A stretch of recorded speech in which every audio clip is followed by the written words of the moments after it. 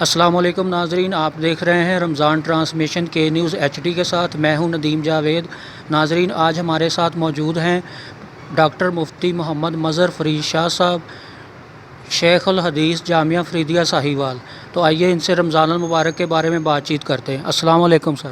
جی وعلیکم السلام ورحمۃ اللہ۔ رمضان المبارک کے حوالے سے آپ جو بات کر رہے ہیں، اصل میں اسلام بندوں کے اندر اعتدال اور توازن کا تقاضا کرتا ہے، اور اسی کے لیے اس نے سب کچھ کیا کہ بندوں کے اندر اعتدال پیدا ہو۔ نماز کو فرض کیا، زکوٰۃ ہے، حج ہے، جتنے مسائل معاملات ہیں ان میں بندوں کے اندر توازن چاہے، حتیٰ کہ پوری کائنات کے اندر بھی اللہ رب العزت نے ایک توازن پیدا کیا ہے نا۔ اگر جب تک یہ توازن برقرار ہے تو یہ کائنات کے اندر یہ اسی طرح سے آپ اس کو پھلتا پھولتا ہوا دیکھتے ہیں۔ جیسے ہی توازن بگڑتا ہے تو پھر اسی وقت یہ سارے کے سارے حالات بگڑ جاتے ہیں۔ بندے کے توازن کو پیدا کرنے کے لیے اللہ نے اس کے اندر قوت عقلیہ دی، قوت غضبیہ دی، قوت شہوانیہ۔ اللہ رب العزت چاہتا ہے کہ اس کے اندر توازن پیدا ہو۔ اس توازن کو برقرار کرنے کے لیے رب ذوالجلال نے روزے رکھے ہیں۔ روزے کے ساتھ بندے کی قوت عقلیہ، قوت غضبیہ، قوت شہوانیہ کے درمیان توازن پیدا ہوتا ہے۔ اسی طرح سے اس کے عقائد، اعمال، اخلاقیات، اس کے عقود ہیں، یہ ساری چیزوں کے اندر ایک توازن پیدا ہوتا ہے جس وقت بندہ روزہ رکھتا ہے۔ تو اب یہ روزہ رکھنے والا بندہ اللہ رب العزت نے جب اسے متوازن قرار دیا تو اس کا توازن پوری کائنات کے اندر ایک خوشی کی لہر کو دوڑا دیتا ہے۔ وہ جمادات ہوں، نباتات ہوں، حیوانات ہوں، علویات ہوں، سفلیات ہوں، اس کے ساتھ انسان کے اندر یہ طاقت پیدا ہو جاتی ہے کہ پھر وہ ایک کارآمد پرزہ، کائنات کا کارآمد پرزہ بن جاتا ہے، جس کی وجہ سے یہ ساری کائنات کے اندر پھر امن اور سکون پیدا ہو جاتا ہے۔ حضور علیہ الصلوۃ والتسلیم نے رمضان المبارک سے ایک دن پہلے لوگوں کو آگاہ کر دیا تھا، لوگوں جعل اللہ صیامہ فریضۃ وقیام لیلہ تطوعا، اللہ رب العزت نے اس مقدس مہینے کے روزوں کو فرض قرار دے دیا اور اسی رات کے قیام کو نفل قرار دے دیا۔ اس لیے یہاں پر روزوں کی اہمیت کے حوالے سے جب یہ مقدس مہینہ آتا ہے تو اس وقت ان الجنت لتزخرف، وہ جنت کو بھی سجا دیا جاتا ہے، انسانوں کے اندر ایک کیفیت کو پیدا کر دیا جاتا ہے۔ اب جب یہ بندہ کوئی شخص بھی وہ مہینہ بھر کے روزوں کو ایک انداز میں رکھتا ہے، اس کے اندر یہ خوب پیدا ہو جاتی ہے کہ اللہ جل جلالہ کی ذات کو وہ اپنے قریب ترین محسوس کرتا ہے۔ اس کے معاملات کے اندر ایک کیفیت پیدا ہوتی ہے کہ میں اپنے رب کے قریب ہوں۔ اچھا سر، آپ یہ بتائیں کہ رمضان المبارک میں جو ہے تاریخی یعنی کہ اعتبار سے رمضان المبارک میں جو واقعات ہوئے ہیں نبی کریم صلی اللہ علیہ وآلہ وسلم کے دور میں، ان کے بارے میں آپ کچھ بتائیں۔ دیکھیں، یہ ایسا مقدس مہینہ ہے، بدنی اعتبار سے بھی اور روحانی اعتبار سے بھی اس کے اندر ایک توازن پیدا ہوتا ہے۔ بدنی اعتبار سے توازن پیدا ہو جاتا ہے کہ انسان کی اخلاق اربع چار خلتے ہیں، ان کے اندر توازن پیدا ہوتا ہے، بندہ صحت مند ہو جاتا ہے۔ اسی طرح سے حضور علیہ الصلوۃ والتسلیم کے زمانہ پاک میں جو رمضان المبارک کے اندر ہی جو اس مقدس مہینے کی جو چیزیں سامنے آتی ہیں، وہ لیلۃ القدر، قدر والی رات کا ہونا، اور وہ 1000 مہینوں کی عبادت اگر ایک طرف رکھی جائے اور اس ایک رات کی عبادت وہ ترازو کے دوسرے پلڑے میں رکھی جائے تو وہ ایک رات کی عبادت ان سب پر غالب آ جاتی ہے۔ بالکل اسی طرح سے ہم دیکھتے ہیں کہ اسی مقدس مہینہ میں قرآن مقدس کا نزول ہوا، انا انزلناہ فی لیلۃ القدر۔ قیام اللیل انہی مقدس راتوں میں کیا جاتا ہے۔ اللہ جل جلالہ کی بارگاہ میں لوگ جھکتے ہیں، رات بھر وہاں پر رات کے کافی حصہ تک قیام ہوا کرتا ہے، وہ بھی اسی مہینہ میں ہوا۔ بالکل اسی طرح ہم دیکھتے ہیں کہ اسی مقدس مہینہ میں افطاری ہے، سحری ہے، اور اس کے انسانی زندگی پر اپنے گہرے اثرات ہوا کرتے ہیں کہ جو بندہ سحری ہے، افطاری کرتا ہے، دن بھر بھوکا پیاسا رہتا ہے، اسے غریبوں کے معاملات کو سمجھنے میں آسانی ہوتی ہے، اور پھر اپنی ایکٹیویٹیز میں لوگوں کے ساتھ ہمدردانہ انداز اختیار کرنے کا اسے موقع دستیاب ہوتا ہے۔ اور بالکل اسی طرح سے اس کے اندر اللہ جل جلالہ اس مہینے کے اندر یہ کرم کیا کہ بدر کا مارکا ہوا، جو سب سے پہلا مارکا تھا مسلمانوں کا، اور اللہ رب العزت نے مسلمانوں کو فتح عطا کی۔ اس سے مسلمانوں کی ایک نفسیاتی قوت دستیاب ہوئی کہ مٹھی بھر مسلمان غیر مسلموں کے مقابلہ میں آتے ہیں، اور رب ذوالجلال انہیں وہاں پر کامیابی عطا کر دیتا ہے۔ اور آج بھی وہ دور مسلمانوں سے تقاضا کر رہا ہے جسے وہ علامہ اقبال رحمہ اللہ نے ذکر کیا، فضائے بدر پیدا کر فرشتے تیری نصرت کو آ سکتے ہیں گردوں سے قطار اندر قطار اب بھی۔ انسان اپنی قوتوں کو متوازن کرتے ہوئے صحابہ کے نقش قدم پر چلتے ہوئے، حضور علیہ الصلاۃ والتسلیم کی اداؤں کو اختیار کرتے ہوئے جس وقت آگے بڑھتا ہے، تو پھر فرشتے اسی وقت نہیں بلکہ آج بھی ان الذین قالوا ربنا اللہ ثم استقاموا تتنزل علیہم الملائکہ، جو لوگ کہہ دیتے ہیں کہ ہمارا رب اللہ ہے اور اس پر ڈٹ جاتے ہیں، ان پر فرشتوں کا نزول ہوا کرتا ہے۔ وہ کاروبار کرتے ہیں، فرشتے اس میں شامل ہوا کرتے ہیں، وہ کہیں دفتر میں جاتے ہیں، فرشتے شامل ہوتے ہیں، جانا آنا ایکٹیویٹیز ہیں، فرشتے ان کے ساتھ شانہ بشانہ رہا کرتے ہیں۔ اسی طرح سے حضرت امام حسن رضی اللہ تعالی عنہ، آپ کا دن اس میں منایا جاتا ہے۔ حضرت خدیجہ الکبریٰ رضی اللہ تعالی عنہا، آپ کا یوم منایا جاتا ہے۔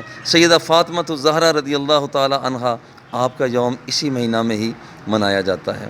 اور یہی وہ مقدس مہینہ ہے کہ حضور علیہ الصلاۃ والتسلیم نے ارشاد فرمایا کہ اس کے 30 دن ہیں، اولہ رحمۃ و اوسطہ مغفرۃ و آخرہ عتق من النار۔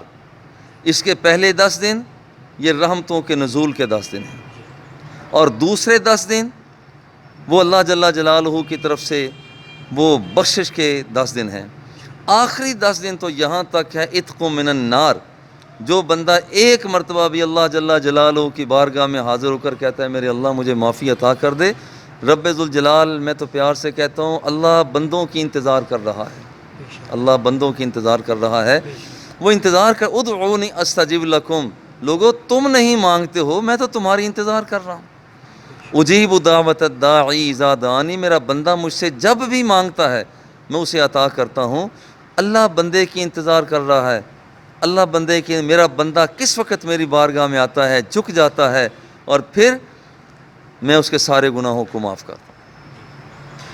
اچھا سر، آخر میں آپ ہمارے دیکھنے والوں کو، سننے والوں کو کیا پیغام دیں گے رمضان المبارک کے حوالے سے، خصوصی طور پر اس وقت جو دنیا کرونا کی وبا میں مبتلا ہے اس حوالے سے؟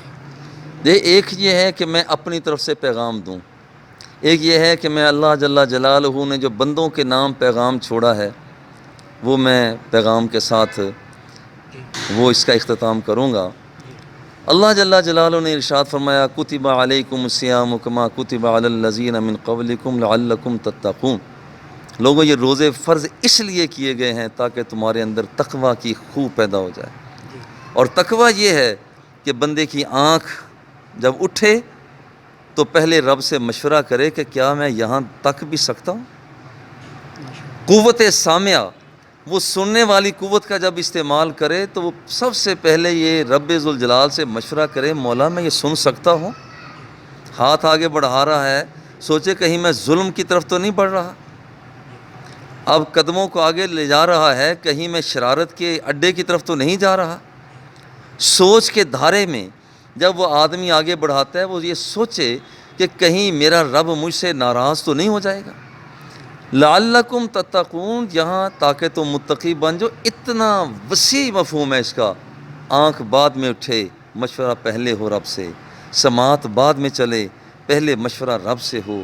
قوت ذائقہ، وہ اپنی زبان پر، نوک زبان پر وہ حلال کا رزق رکھ کے کہے کہ میرے اللہ میں تیری ذات کا شکریہ ادا کر رہا ہوں۔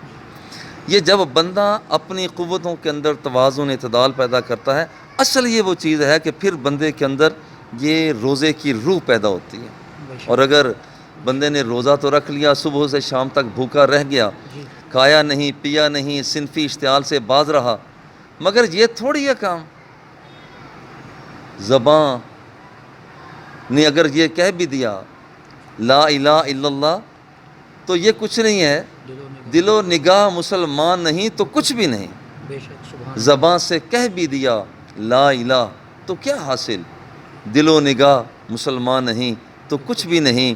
آج یہ مقدس مہینہ ہمارے لیے، پاکستان والوں کے لیے بطور خاص سرفرازی کا باعث ہے کہ اللہ جل جلالہ نے یہ اسی رمضان المبارک کو ہمیں یہ خوبصورت جو نظریاتی خطہ پوری دنیا کے اندر ایک یہ خطہ ہے جسے اسلامی نظریے کی بنیاد پر جسے حاصل کیا گیا کہ پاکستان کا مطلب کیا، لا الہ الا اللہ، وہ اسی مقدس مہینہ میں ہمیں حاصل ہوا ہے۔ اس کا بھی تقاضا یہ ہے کہ ہم اپنا نظام سیاست، ہم اپنا نظام تمدن، اپنا نظام معیشت، ہم اپنی تہذیب، اپنے تمدن کے انداز اس انداز میں ڈھال دیں جیسے ہمارا اللہ اور اس کا رسول چاہتے ہیں۔ اگر آج ہم اسے ریاست مدینہ بنانا چاہتے ہیں تو پھر ہمیں چہرہ وہی بنانا پڑے گا جو مدینے والے کا چہرہ تھا، لباس وہی اختیار کرنا پڑے گا جو مدینے والے کا لباس تھا۔ ہماری قوتیں جب اس طرح سے استعمال ہوں گے جیسے اللہ اور اس کے رسول نے چاہا تو پھر حقیقت یہی ہے کہ دو نیم ان کی ٹھوکر سے صحرا و دریا، سمٹ کر پہاڑ ان کی ہیبت سے رائی۔ اور آج بھی مسلمان کا قد ہمالیہ کی چوٹی سے بھی اوپر ہے، مگر اندر سے مسلمان تو ہو۔ آج مسلمان سمندر سے زیادہ متموج ہے، مگر اندر سے مسلمان تو ہو۔ آج کا مسلمان زمین سے زیادہ وسیع ہے، مگر اندر سے مسلمان تو ہو۔ جب بندہ اندر سے مسلمان ہوتا ہے تو کائنات کی ساری قوتیں سمٹ کر اس بندے کے قدموں کی دھول بن جایا کرتی۔ اور یہ کیسے ہوتا ہے؟ مٹا دے اپنی ہستی کو اگر کچھ مرتبہ چاہے کہ دانہ خاک میں مل کر گل و گلزار ہوتا ہے۔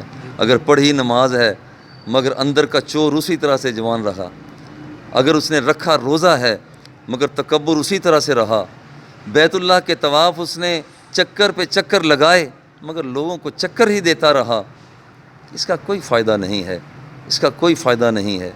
اگر جب بندے کے اندر یہ خوب پیدا ہو جاتی ہے تو پھر وہ بلال حبشی کی طرح اگرچہ رنگ کالا کیوں نہ ہو، لوگوں نے دھکے کیوں نہ دے دیے ہوں، وہ بلال حبشی چلتے فرش زمین پر تھے مگر ان کے قدموں کی آہٹ جنت الفردوس میں سنائی دیتی تھی۔